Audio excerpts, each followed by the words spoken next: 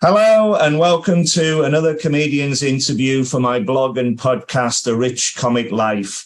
My name is Richard Gill and my blog describes my experiences of watching over 1,000 comedians over the last 47 years. I'm delighted to welcome my guest today. It's the brilliant Mr. Andrew Bird. Yay!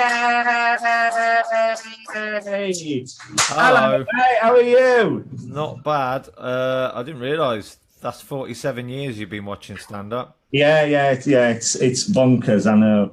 My first ever gig, if you can call it a gig, was Les Dawson on holiday in Scarborough in 1977. And a year later, we saw Tommy Cooper, and that was it. I just started recording everything on a spreadsheet, and I was away. And so there is an extraordinary array of comedians in my blog, including you. It's a big start to the spreadsheet, isn't it? Les Dawson, Tommy Cooper. Yeah, brilliant. It was absolutely brilliant. Anyway, thank you so much for doing this. It's a pleasure to talk to you. And as we're going to talk about your career for the next hour or so. And if we can start off by asking you, how did you become a comedian in the first place, please? Wow. I think I put it down to watching the young ones. I've said this a few times, but watching the young ones on Comic Relief. I think it was 1988. Wow. It was the first Comic Relief. Was that 88? Yeah. The young ones were on and they sung a song, Living Doll, with Cliff Richard, and then it showed an episode of the young ones. And me and my brother were allowed to stay up because it was for charity. So I would have been 7, nearly 8 at the time, I think. And I was watching the young ones. And me and my brother sat there and it just blew up. We kind of laughed, but we were just shocked that adults could be that funny. Yeah. Like children. Yeah. And something went off in my head then that, not that I wanted to be a stand-up, it wasn't that, it was just being funny is a great thing. Fantastic. That's where it started from, just being funny. I just wanted to be funny because of Rik Mayall, mainly. And me and my brother still, to this day, still just go, ooh, and do Rik Mayall stuff. Just constantly talk like Rik Mayall. I can hear the way Rik Mayall talks and the way I say things quite a lot. I can see that. Yeah, it's brilliant. It absolutely just made me want to be funny, just funny. But then it was seeing Lee Evans at 15. This would be a lot of people's answer around my age. Yeah. Lee Evans. I wanted to be funny, and Lee Evans made me go, "Oh, I want to do stand-up."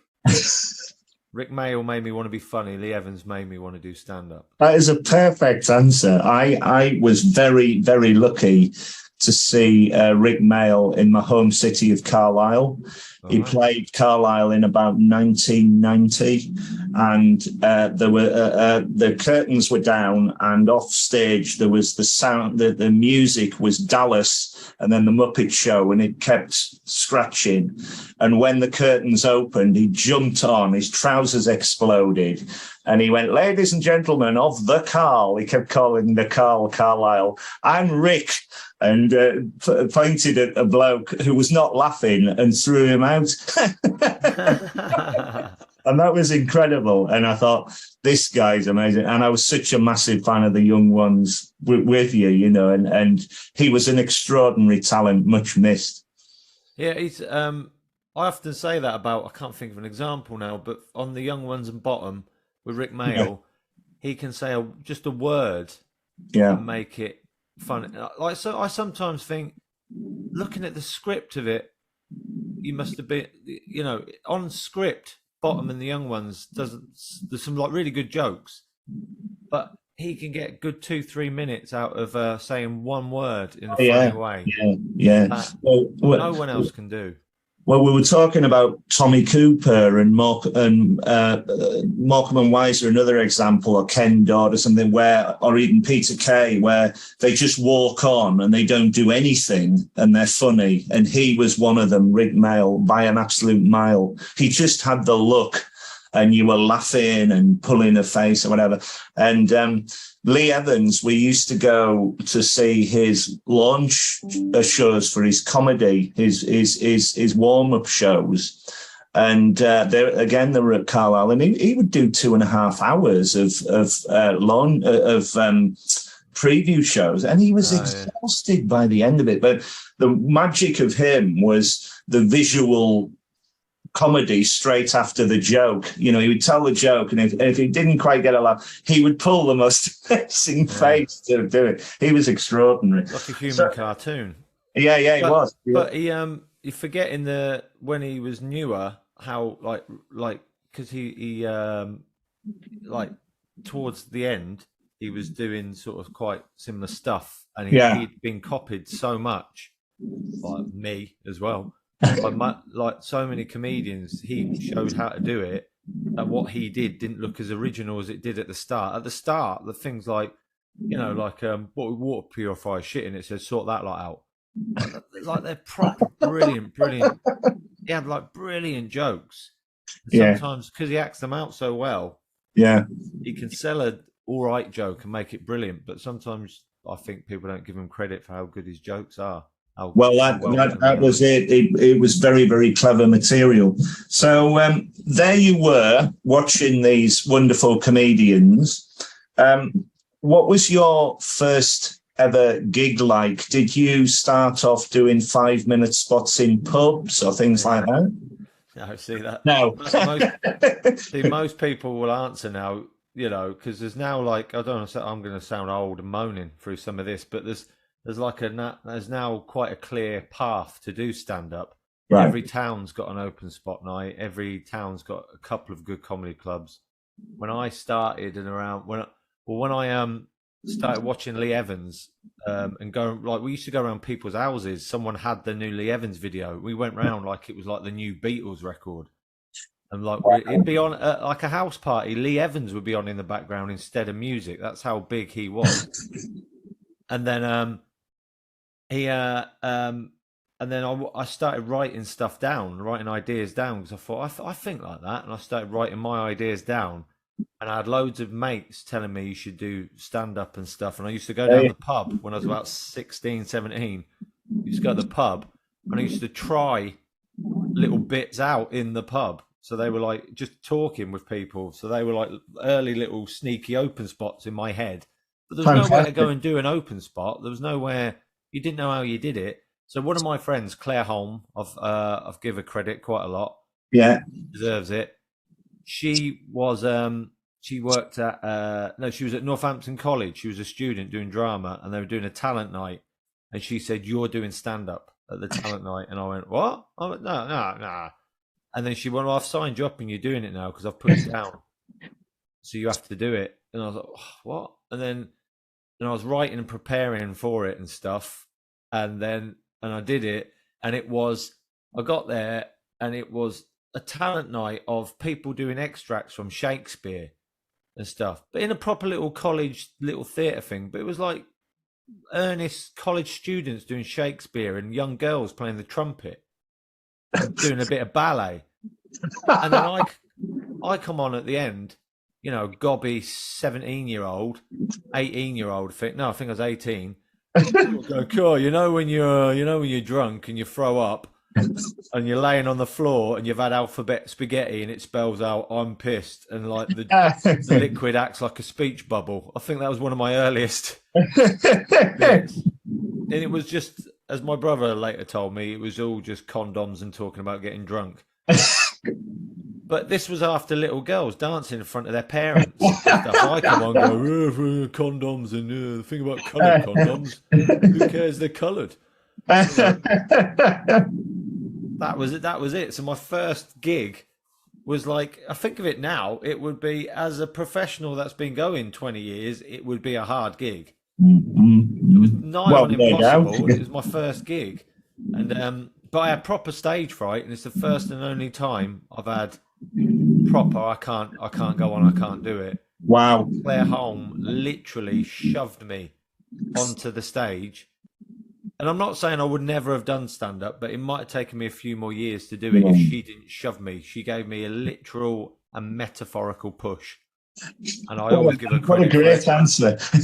I saw her recently. I always say to her, if it weren't for you, I would have done stand up, but it would have took maybe another year at least, maybe 2. Wow, that's wonderful to have somebody in your life who will always be there for you and have always started off things for you. It's wonderful. I was lucky. I had quite a lot of mates who were encouraging when I started. So I'd say that's my first gig, but my first proper gig was in Birmingham University Daily Telegraph open mic. And I'd forgot. I went and found, because I kept the newspaper, the student paper from when I did the gig. So that's my first proper gig to people going to see comedy. And I was doing an open spot, and Ian Cognito was closing. And then my third gig was my first ever gig in an actual comedy club, and that was the King's Head in London. Oh, wow. I've been there many times. So I had 3 first gigs in a way. First actual gig, first gig to an actual audience that have gone to see comedy, and then first gig in an actual comedy club. And what year was this, roughly? It was 99. Right. It was my first ever gigs were 99. Yeah. The King's Head was maybe 2000. Yeah. See, that's why I don't count my first sort of year or 2, because I only did about 4 gigs in 2 years. So you can't count them. So after those first gigs, did you get regular work? Was the work in comedy clubs? Did you have to ring up for bookings, or what? How did it work? No, you see, this is sound like an old moaning man, but please carry on. When I started, I know there's older comedians who will say, will think, oh, I was spoiled. But when I started, there was not a gig everywhere. There was 2 gigs in Northampton where I lived. There was the Picturedrome, and there was Northampton Derngate Scrim Blue Murder, still going, great gig. And but you couldn't get an open spot there. You had to be an established professional comedian. Right. So what did you do? So I got that Daily Telegraph open mic. I rang that, and then I said, "Well, where else do I get gigs after this?" And the bloke on the phone went, "Well, you get Time Out magazine from London." So I couldn't get that magazine where I lived, so I had to get someone who'd gone to London to get it for me. Oh. And then you go through all where it says interested acts, call. They're the ones you ring. If it hasn't got that, then don't call it, because they're not interested. If it's got 19 comedians on, that means there's a good chance you could get a gig there. Yeah. And I can't remember who it was on the phone. I've still got it written down in a notepad. King's Head, Comedy Caf, Cosmic Comedy. Yeah. Those 3. They said, do them, get a 5 at them. And then once you do them, they'll tell you other ones to get 5-minute open spots at. And that was it. You just got those in. I had them in a notepad for months, maybe, looking at them, going, I should ring them. And then I finally rang them and put an open spot in with them. I was like, well, that's it now, they're in. And then did them. I did the King's Head first. Can't remember after that which one was which. And then once you've done one, then you ring other ones and go, well, I've done the King's Head. And they go, all right. And you put that in for 5. And you keep ringing up and doing 5 here, 5 there. And then you meet other comedians. They say, oh, do that one. And then it just builds and builds. And then the holy grail when you start is to get a paid 10. When you heard, he's got a paid 10. What? That seems unthinkable when you start. A paid 10. 10 minutes and paid. No way.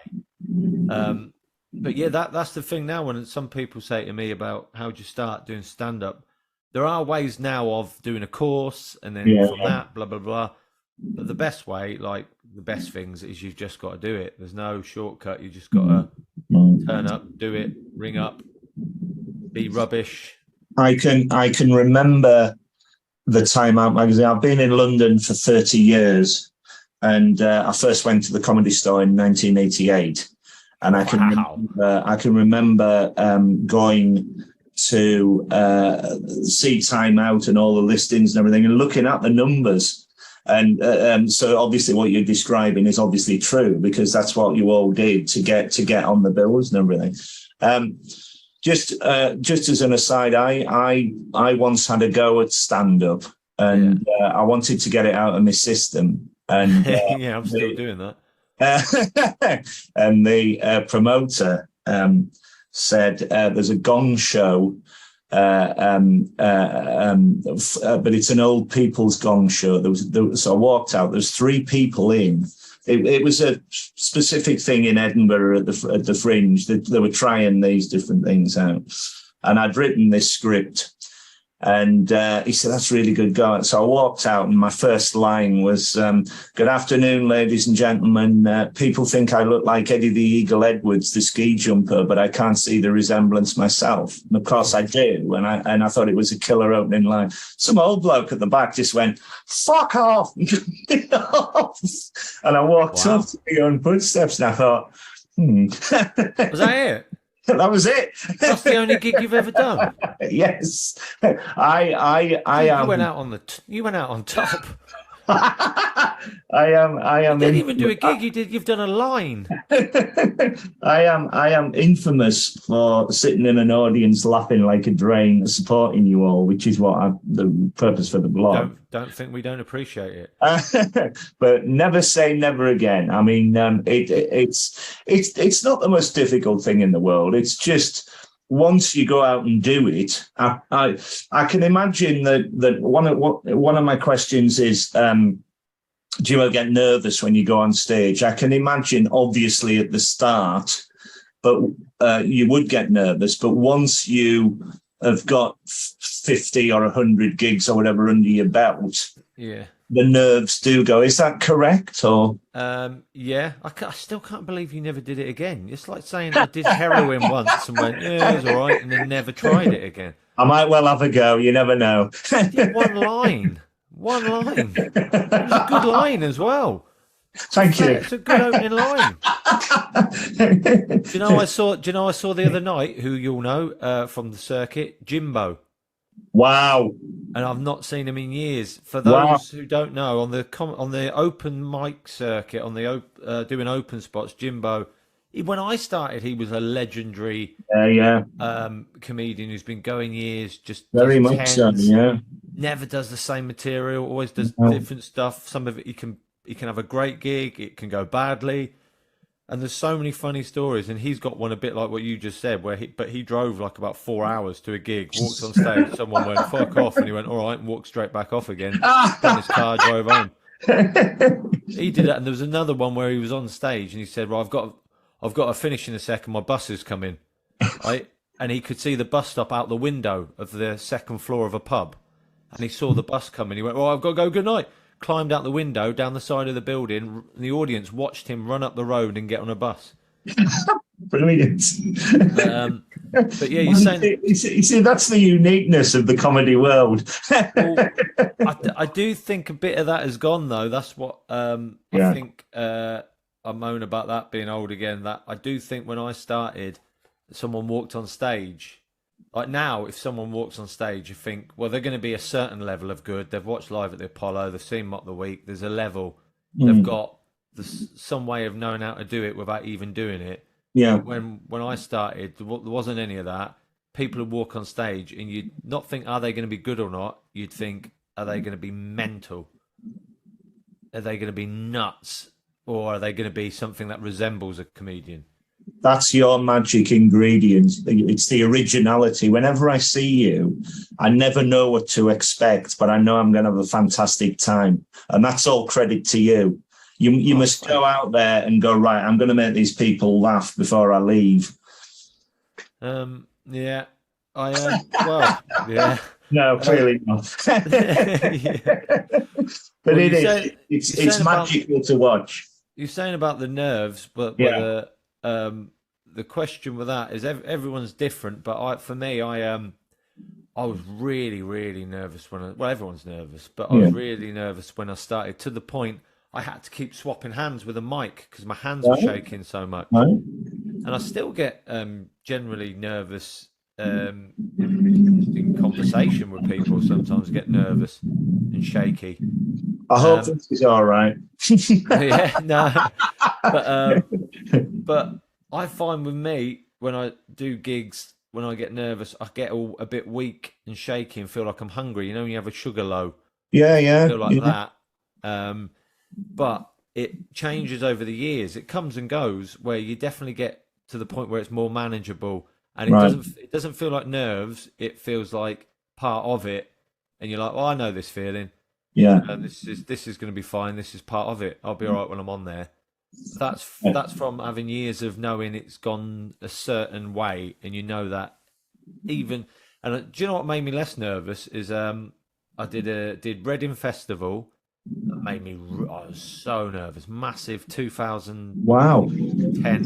at Reading Festival, and I was nervous all day, petrified all day, shaking, pacing around. My wife was with me, girlfriend at the time, just pacing around, and then it went 1,000 times worse than anything I could have ever envisaged.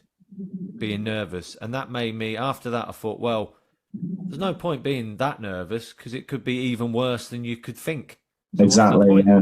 Yeah. So what happened was as Junior Simpson was on before me, who'd been on a load of films and telly at the time, so he was a big thing. And then Block Party, the big band of the moment, were going on as soon as he finished. So people were going to go, right, we'll see him, and then we'll run over and see Block Party. So he finished, went, good night. And the comedian, I don't care, I'll name him because he screwed me over completely. Adam Ethan Crow said, all right, Junior Simpson, Andrew Bird. And I walked on to 1,000 people leaving. Wow. So I walked on to a how do you cope with that? Tent of people walking out with 8 blokes dressed as Vikings in the front row, repeatedly shouting, say something funny, say something funny, say something funny. I had an out-of-body experience looking down at myself like there's absolutely nothing you can do here. That's terrifying. No one could have pulled that gig round. Well, someone might have, but I couldn't at that time. So did you still go on and do your allotted time, or did you? Yeah, I've never walked off early. 20 years. Yeah. But I after that I thought, well, there's no point getting that nervous because it could be worse. Yeah, of course, yeah. Than you think. Would you say that once you started talking to an audience, the nerves go? Is it the walk out to the stage and wondering what's going to happen, or? Yeah, I think after you get your first laugh, then the nerves go. You're away. And then you think, oh, I'm all right. And then suddenly they'll go, and you go, oh shit. And rush back. And then we all know, right? You all know in conversation with someone that feeling of trying to say something funny and everyone looking around at a table of people and no one laughs, and that horrible. It's like Dick Reeves thing where they were telling the jokes and then it just. I used to love that. But then from feeling like you're all right with no nerves, it suddenly floods back into your body. Yeah. Usually I'm a bit like, I used to run the 800 and 1500 for county when I was younger, and that I think still that's probably the most nervous I've ever been doing that. And it's a bit, I still find myself before a gig like I've got a race. I sort of pace about, I kick my legs like I'm loosening my legs up like a runner. I don't realise I'm doing it. I just do it without realising. It's probably being nervous from that. But I've got better, and I heard a thing. I think it's Mel Robbins, a motivational speaker. Right. And it's a simple thing, but I think there's something in it. If you've in your head, instead of saying, I feel nervous, don't think it to yourself. You think, I feel excited. Because it's the same sort of biological feelings, I think. Yeah. Excitement and nerves are the same thing. So if you keep saying to yourself, I'm excited for this gig, you just in your brain going, yeah, I'm looking forward to this, I'm excited, rather than these feelings are nerves, that helps for about 4 seconds. That's brilliant though. It's a good answer. Tell me about your writing process, if you've got one, for a routine or a show. You go about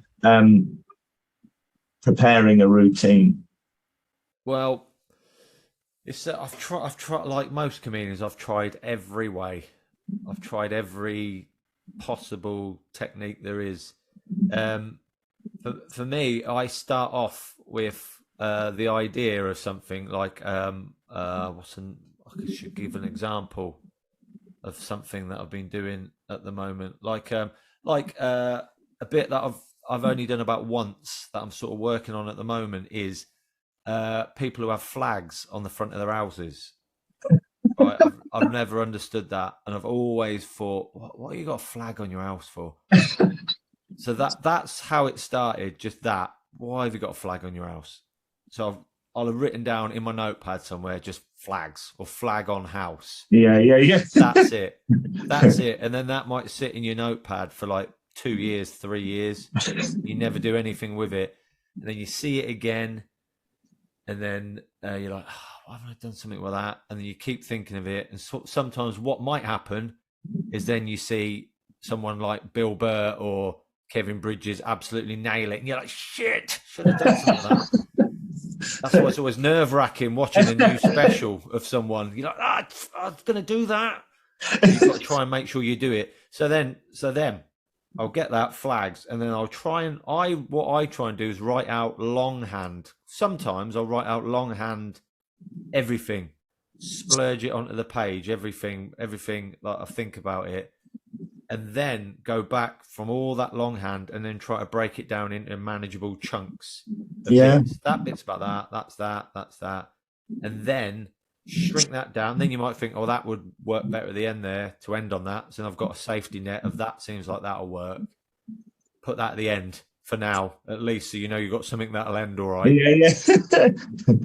That might change. And then get that back down to just flags on house. Right. I sort of start off with a word or a couple of words, write it out as much as possible. I hate those comedians who say, I don't write anything. I just go on stage and try it on stage. Well, fuck you. So jealous. I try stuff out on stage, do you? I wish I could do that. I admire them. I can't. I have to write it out. Sometimes I do that, but it'll be something pretty short that I know is, so I start off. So I've got like one line ad is why you got a flag on your house. It's a house. It's not a pirate ship.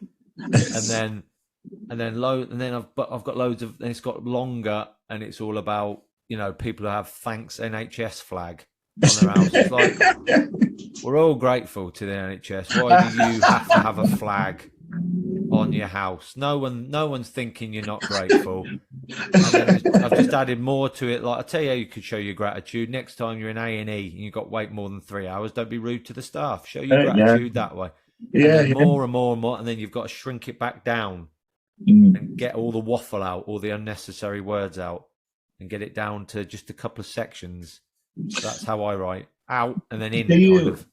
Do you take a notebook onto the stage, or do you write things on your hands to test the audiences, or when you have these manageable chunks, do you know them before you go on stage? Yeah. I try to get it to that point where I've got it down to little manageable chunks.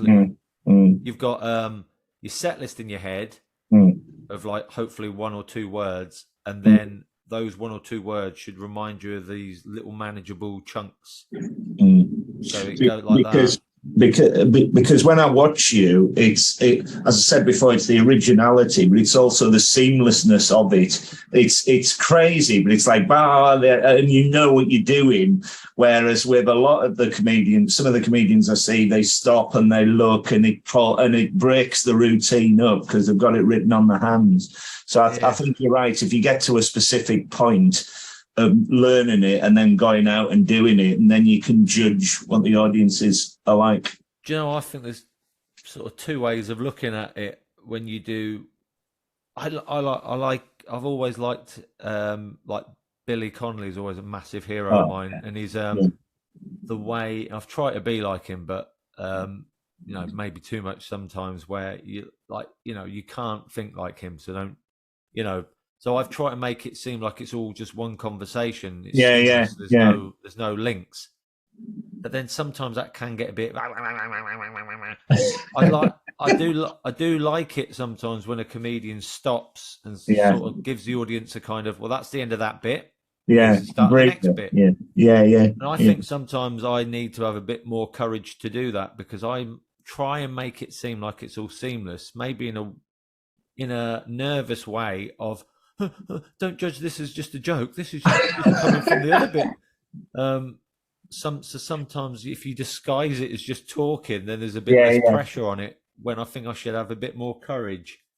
But it works wonderfully that way that you're saying, because when I've seen you, I'm laughing so hard I have to keep up with the jokes, and that's what it should be like. Yeah, but I think sometimes I worry too much about linking one bit to the other when it doesn't really matter that much. Yeah. You know, it's quite funny when a comedian sort of goes, my wife and blah blah blah, my wife. Anyway, swimming. I was swimming the other day. I quite like that completely. I do like that as well. I just don't want the balls to do it. But I do. If it's a new material night, I'm all right with taking a bit of paper on. I really enjoy it. I really like that bit.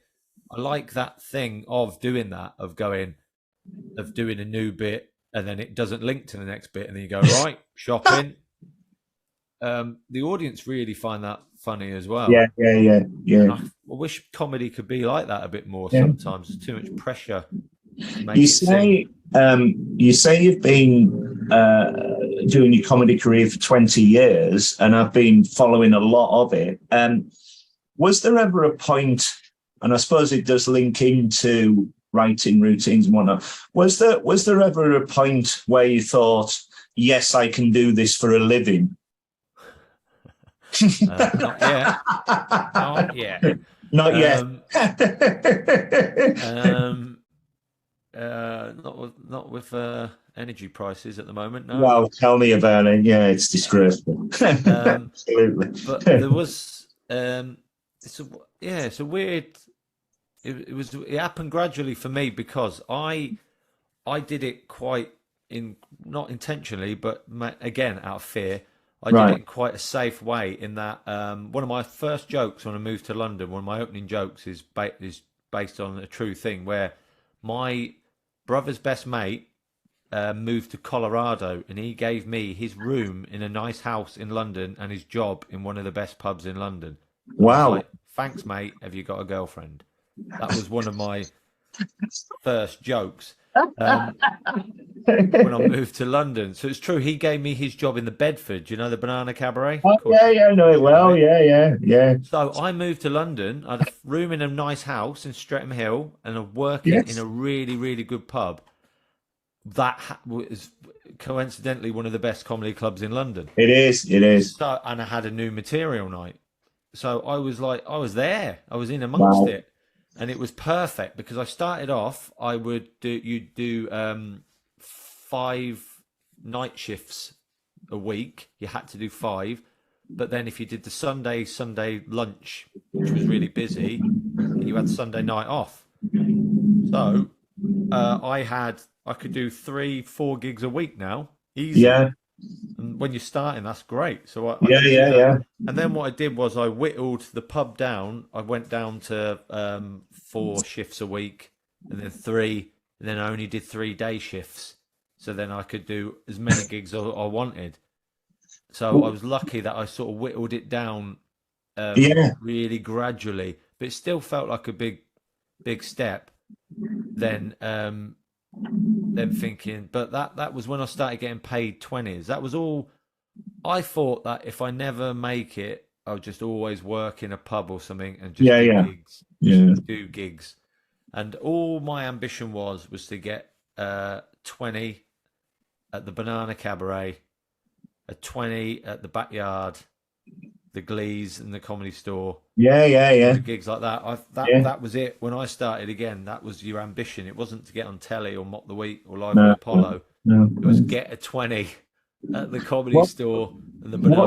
What is wonderful though, because as you say, you were given a job in the Bedford Arms, so you're already in one of the best comedy clubs in Britain, and you must have got the experience just from being there.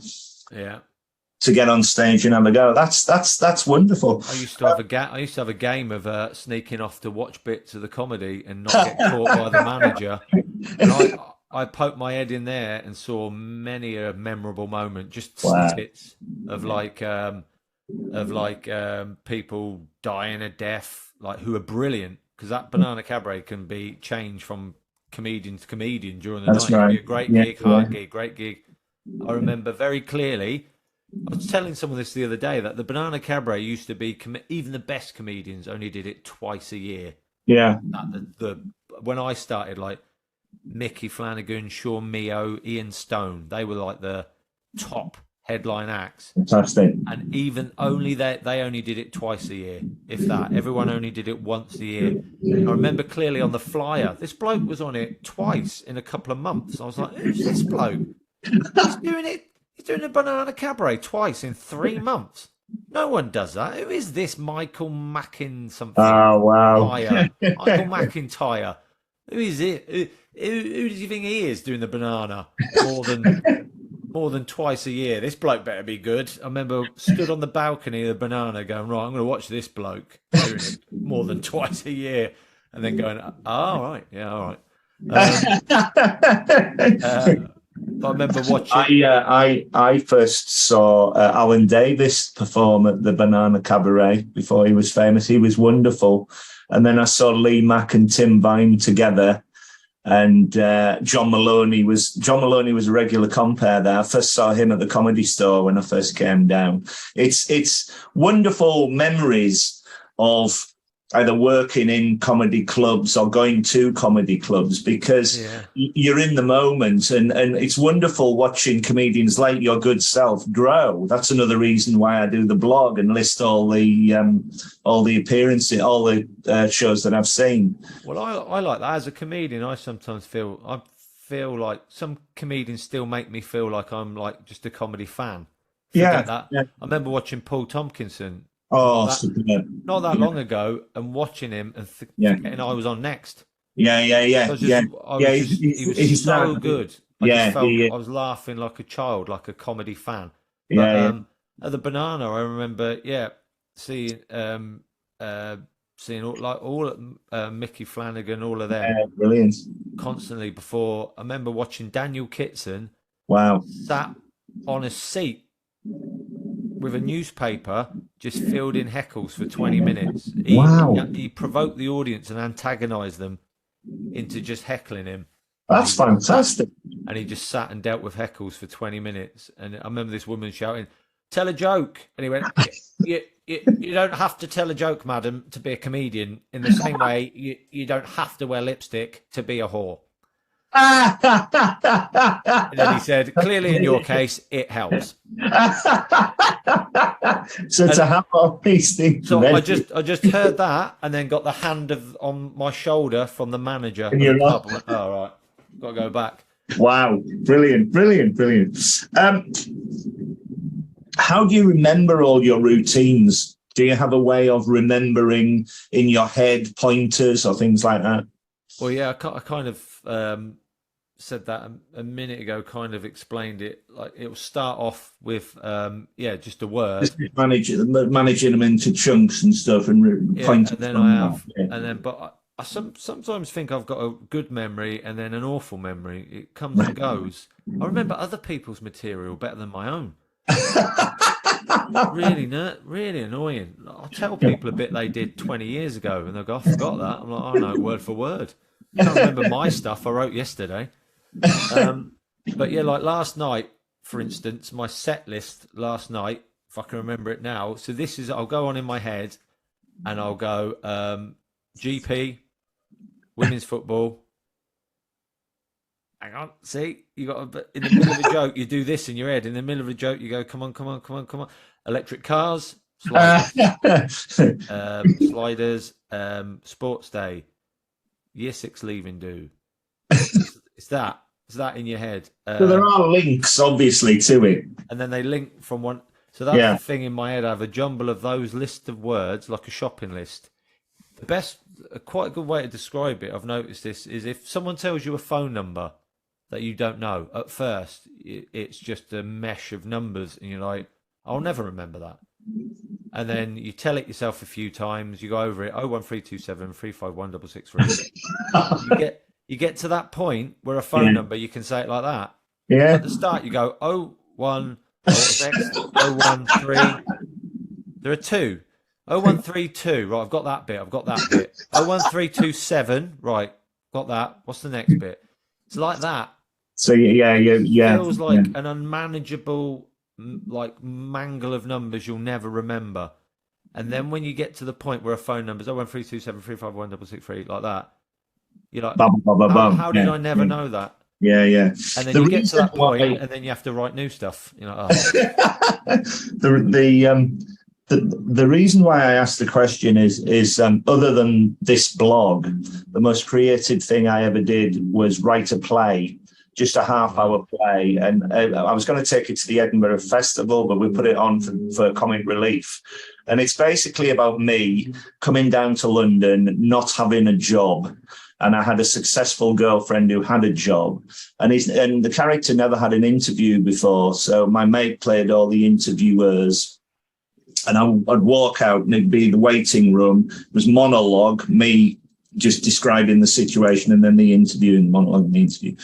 And we rehearsed this thing for 10 weeks, and I'd written it. And the first night I ran out, I forgot the monologue. I was like a rabbit in headlights. Yeah. And I just got all this work, but as soon as the other character come on, we could bounce off each other, and I never forgot that monologue again. So you know, it's fascinating, because I think rehearsing a play is different to a comedy routine. Would you agree with that, or is there a different process? Yeah, I think you've got. I've never rehearsed a play, but I think you've got to remember it like it is rehearsed, like an actor. Yeah. And then deliver it as though it's not. Yeah. That might be a good description. That's perfect. Yeah. I try and get it so I know it really well, and then try and deliver, and then try and be in the moment and enjoy saying it, not deliver it like it's rehearsed in your head. It's always going to be like your first time you're saying it, and it's the most enthusiastic. I've noticed that with a lot of comedians. Yeah, you must have a thing. The amount of comedy you've watched, and it drives me mad. I don't think I'll ever stop. This will ever stop upsetting me, and my wife just doesn't even listen anymore. Where you'll have seen it. You've seen comedians you know really well loads of times, and they've got a bit that you really like that's got really good laughs. And you'll have seen it, and then you'll see it, and it's like, that bit doesn't really get a bigger laugh anymore. Very often. Why is that? I love that bit. Why is that bit not got a laugh? You can go away and forget about it. We have to live with that. Yeah. Why is that bit not getting a laugh? And then you try too hard, and then it's not funny anymore, and then it's just upsetting. It's something I still see them. They're still great comedians. I've got a bit last night that I did. That's it now. I've given up on. Mate. And I've slaved over it. It's not happening. I have a very good friend who comes along to a lot of the comedy shows with me, and he'll lean over after about 5 minutes and go, I've heard this. I don't care. It's still good, you know. But I'm pleased he's there, because I remember that. It's still doing well. Let's move on to Edinburgh. I am very lucky to go to the Edinburgh Fringe every year. I've been going since 2015.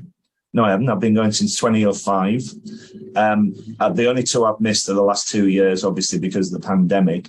It's my holiday, and I go and see about 50 shows when I'm there in the week. I absolutely love it. Yeah. When I get the programme for the Edinburgh Fringe, you're always in there. And I love the fact that you're there, and I try and see you as often as I can. What was your first Edinburgh Fringe like, and what was your experience of it? I don't know if I'm a good person to talk to about Edinburgh. Please, if you want to, do. I'm going to be honest, and some people probably will slag me off for saying a lot of this, but mine was the same as yours, 2005, weirdly. Right. That's how I finally gave up the pub. Right. I've got to go away for a month, so this would be a clean break, a good time Yeah. to go, right, I'm finishing, I'm going away, I'm doing that, and then I've probably got enough gigs in to pay my rent. Yeah. That was when I kind of gave up and went professional, 2005, and I did the Big Value, that one, the package show. Very much, yeah. It was like a holy grail, got the Big Value. And it was my show was, everyone remembers their show. My show was me comparing, Dave Dynamite opening, Liam Malone in the middle, Jason Manford closing. Wow.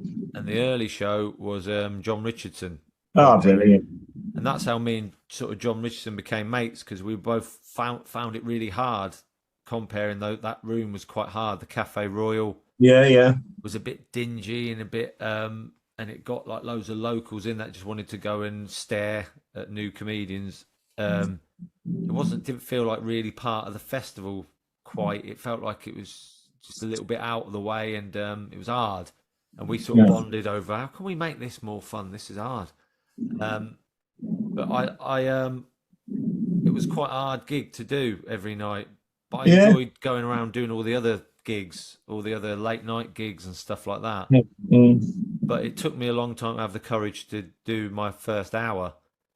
I think I probably left it too late. I should have left, not too late, but I should have done it earlier than I did. I left it too long.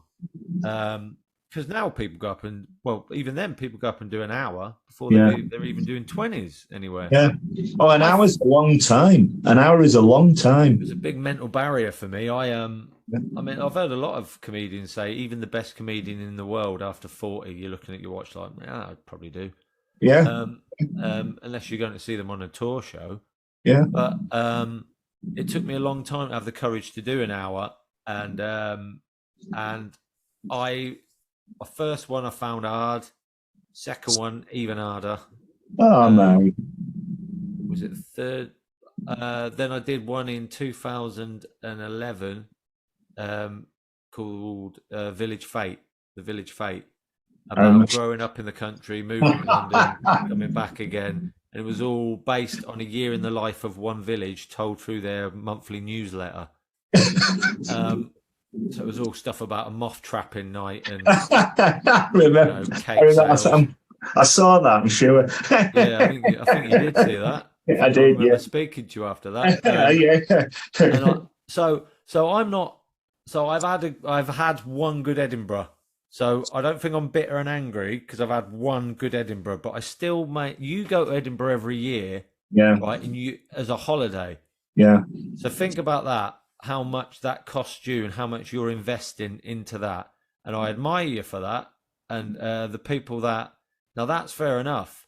But, like now this year, it's become everyone's moaning about Edinburgh, how much it costs. And I've been saying this since about 2006. I've been moaning about this. Oh, it is ridiculous. I mean, the only way I could do it, in all honesty, I'm going up next weekend for a week, and in September I booked my accommodation, and it was a very cheap rate. I'm staying at Pollock Halls, which is a student union place, and all you need is a bed and the bed and breakfast, and I've got it for like £42 a night, but I booked it last year.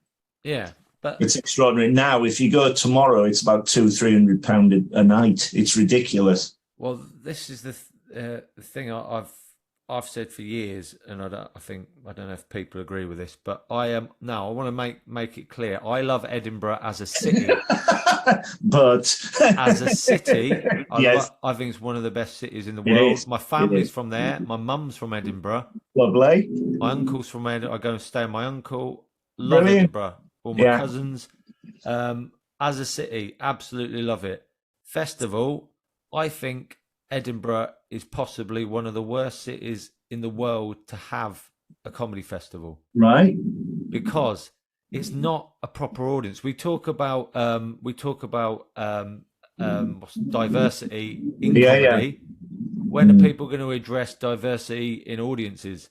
Because Edinburgh is not a diverse proper audience. It's not If you look at an audience, I did the Backyard, East London, Bethnal Green last night. If you look at that and compare that to an audience in Edinburgh, it's not the same thing. So you spend all year trying your material out in comedy clubs and previews all around the country.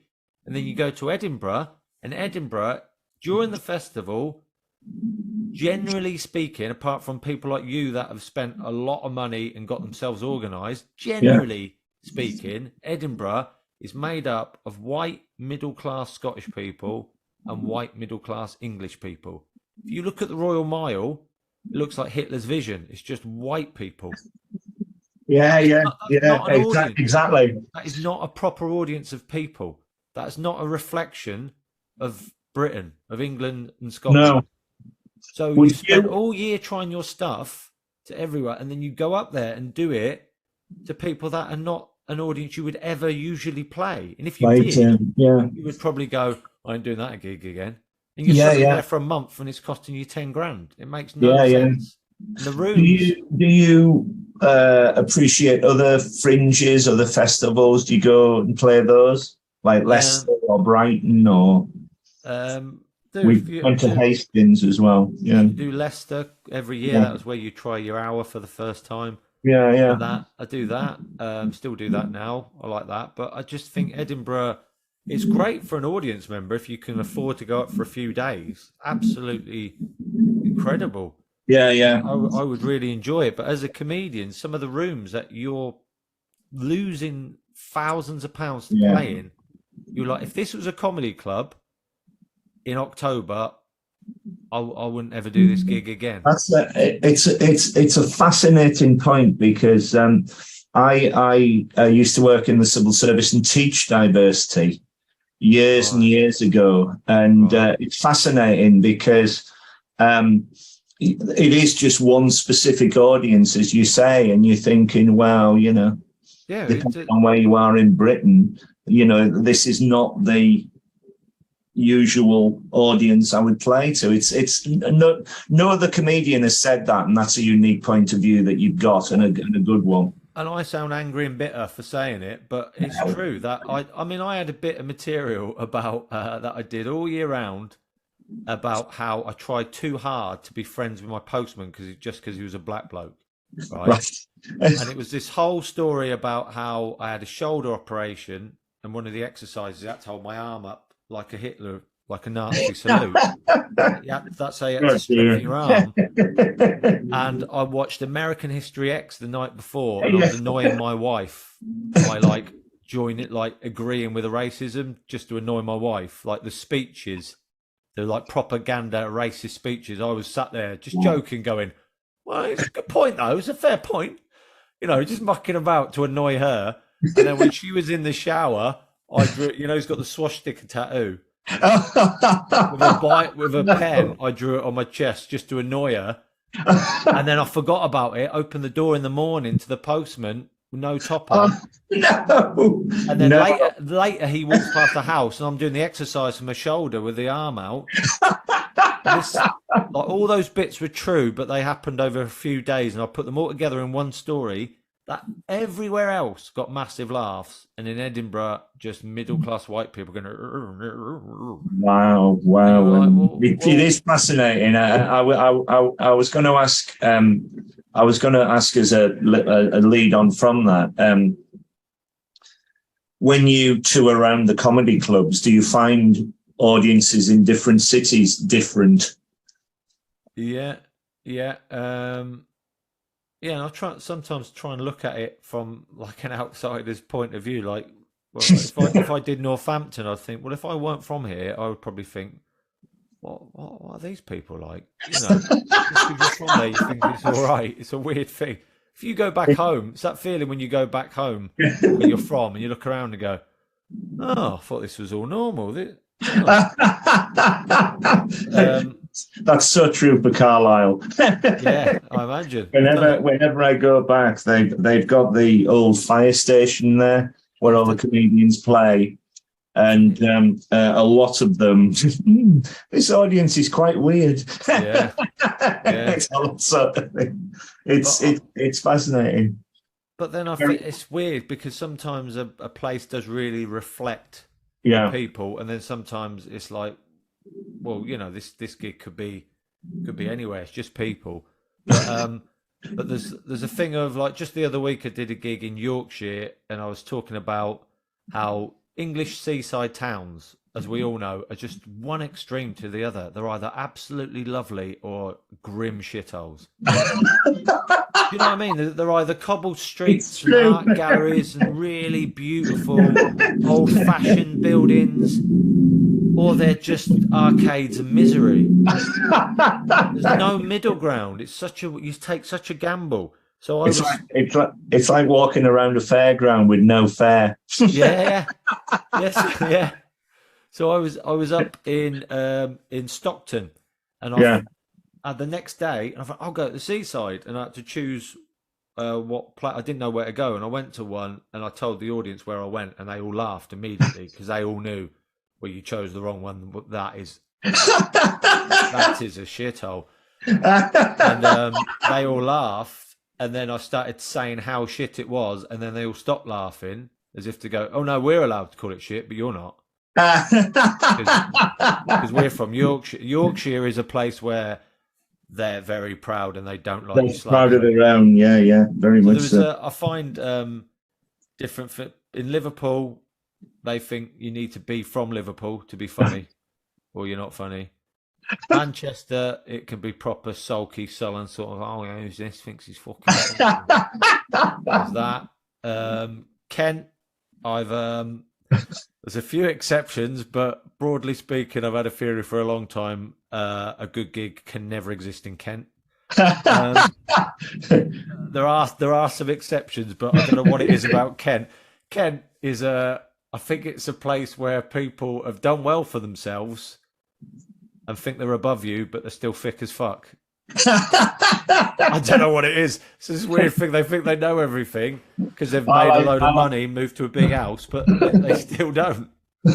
I like the infamous Bob Monkhouse joke where he said, I was walking down the street one day and all my fans came up to me and reminded me I was from Kent. Oh, I think that's what they said.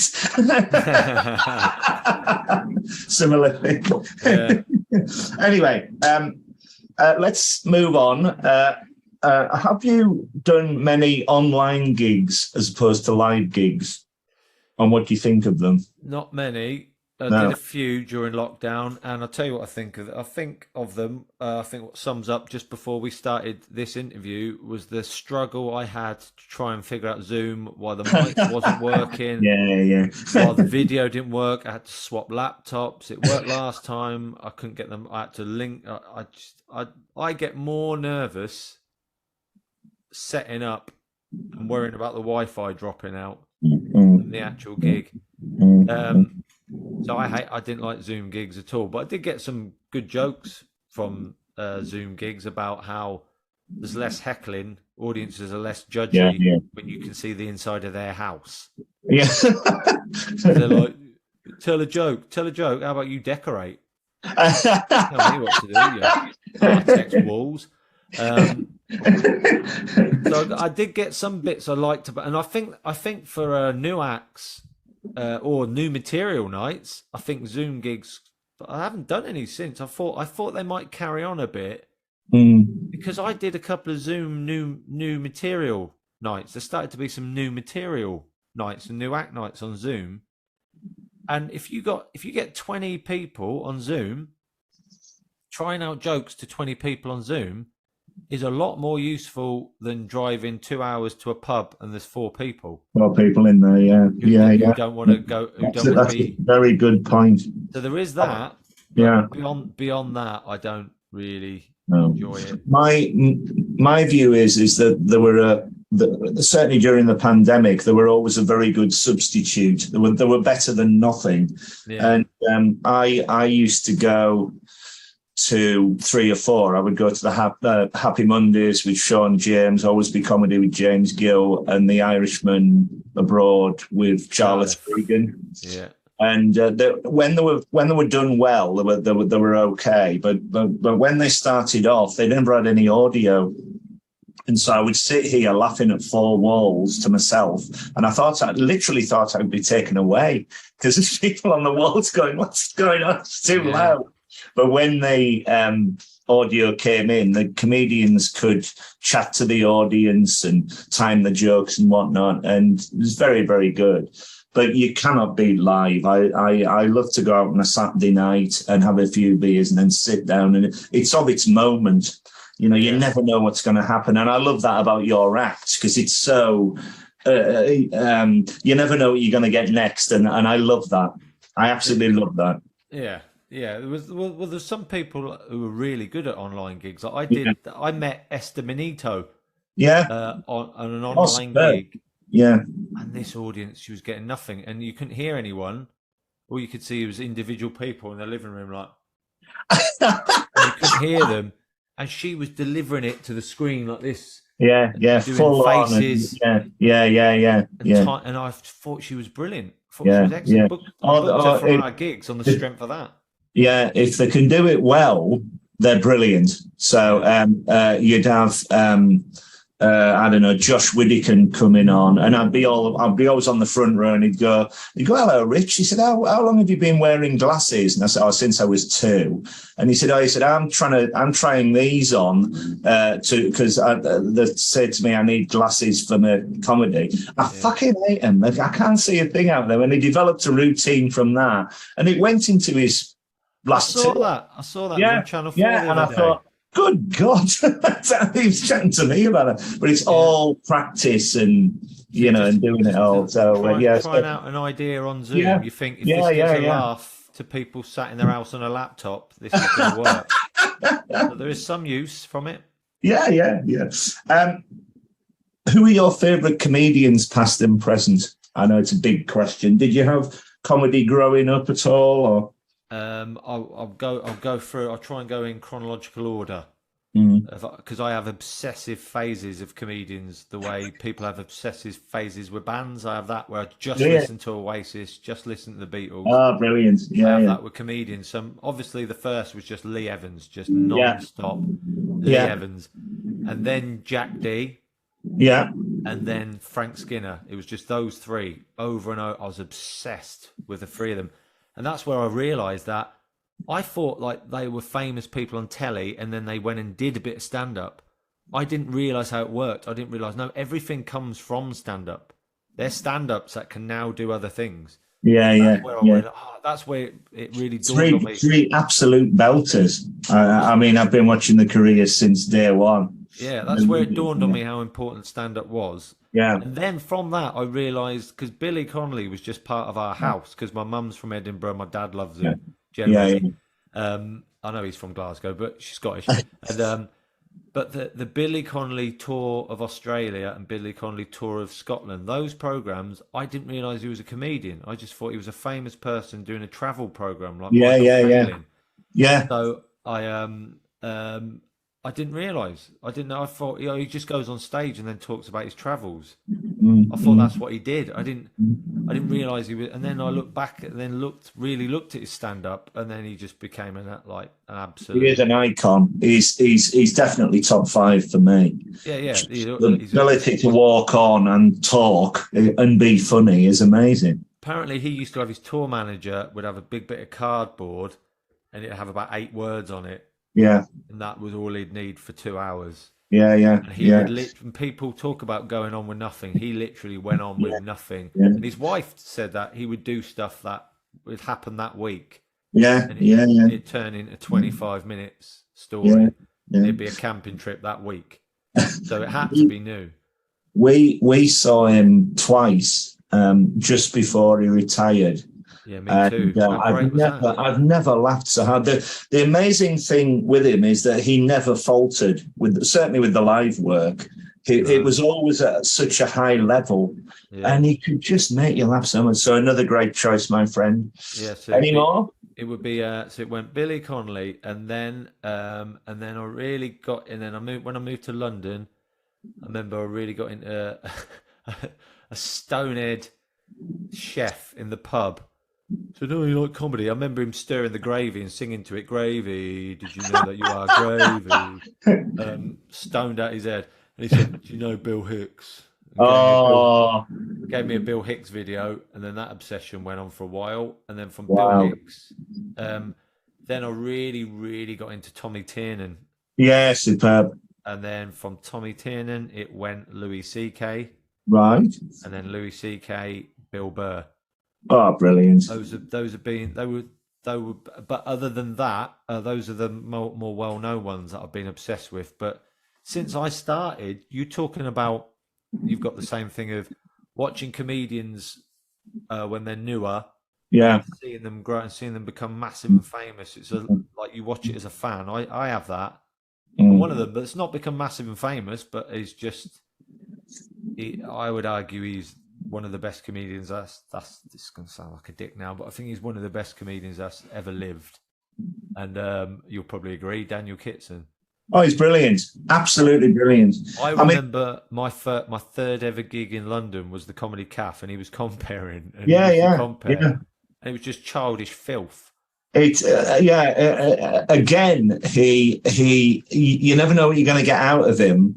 And I mean, to see him appear on something like Phoenix Nights as a terrible DJ, and then do a stand-up routine, it's like, bloody, this is extraordinary. He's a regular at Edinburgh when we go. He always plays the stand. Well, I saw him 2005, and like many people have told exactly the same story at the end. You just turned to whoever you were with and just went, I might as well give up. That is about as good as it's a great line. That's as good. Stuart Lee said it on that thing about the top 100 stand-ups, and you watch Kitson, you think, well, that's about as good as it can get. As good as it gets, he is, and he would always sell out. He was always surprised that he'd sell out, but it's an extraordinary act to say. You were saying as well about Bill Hicks. I was very fortunate to see him live. I saw him at Royal Exchange, and he came on at midnight. And everybody was tired out, and he came on, and it was just ranting for an hour and a half, like,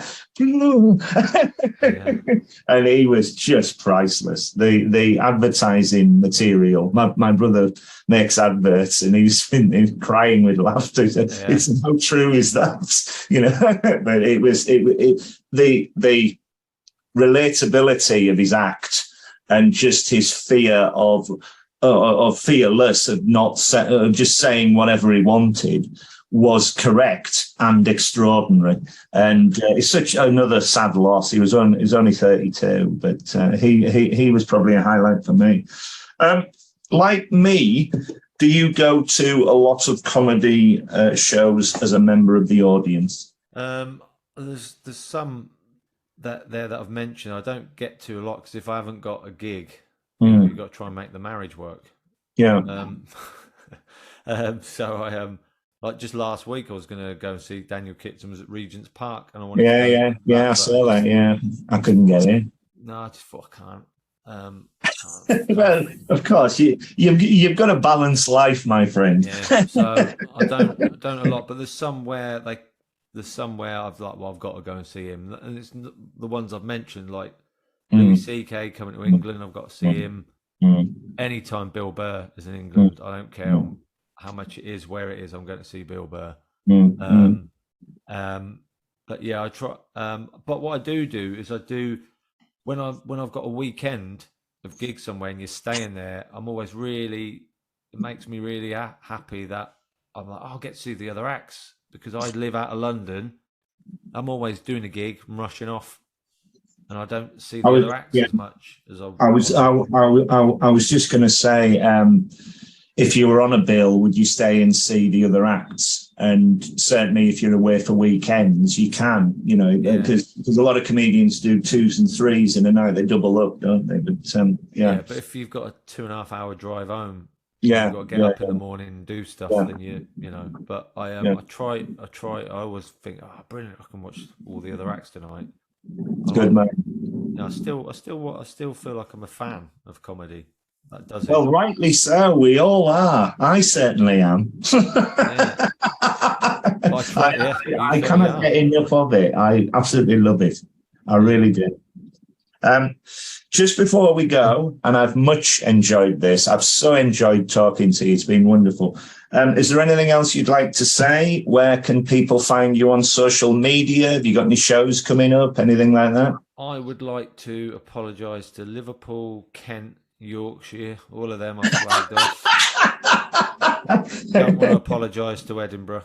I apologise to Edinburgh, the city, not the festival. It's a festival of exploiting performers, and that is all it is. Hopefully, I did a tour a year and a bit ago, so I'm working towards doing another tour.